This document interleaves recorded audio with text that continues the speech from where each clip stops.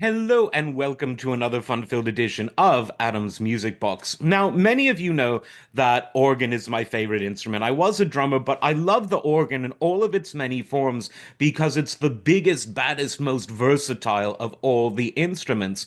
And one of the finest jazz organists ever, whose name should be mentioned in the same sentence as people like Larry Young and Jimmy Smith, is Shirley Scott. Now, Shirley Scott was a serious virtuoso jazz musician at a time when there weren't many female jazz musicians other than vocalists. There were some, and we've talked about some of them on this channel. Mary Lou Williams, for instance, a real pioneer. But Shirley Scott on the organ was the female pioneer. But she's not remembered because of her sex. She's remembered because of her great music making ability. And the number of albums that she put out was absolutely prolific, starting from her debut on Prestige in 1958 right up until the 2000s when there were albums released posthumously. She died in 2002, but was active for most of her life and was very much involved in music education and in music entrepreneurialism.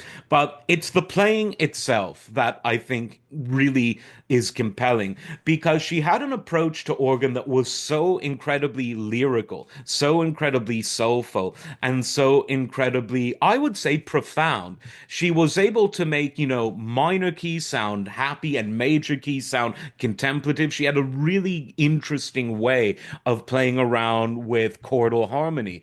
And she did so across music genres that changed. I mean, 1958, that was sort of when we saw bebop transitioning to hard bop and modal jazz. But some of her best stuff was in the 70s when she was doing some really interesting almost fusiony stuff, but always with a very strong emphasis on soulful music. She played with the best of the best, including her one-time husband, Stanley Turrentine, one of my all-time favorites. She played a lot with one of the best unsung drummers. He played with everyone, but not remembered as much as he should be, Billy Higgins. She played with the genius Oliver Nelson, Kenny Burrell she played with, and these are just some of her many brilliant collaborators.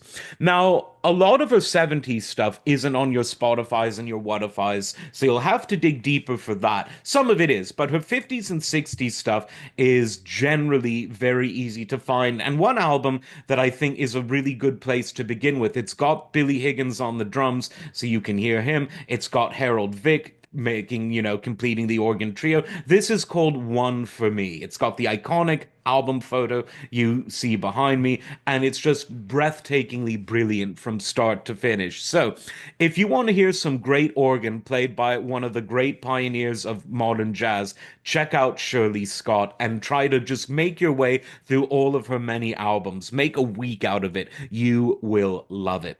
As always, like, subscribe, and we'll see you next time. Take care.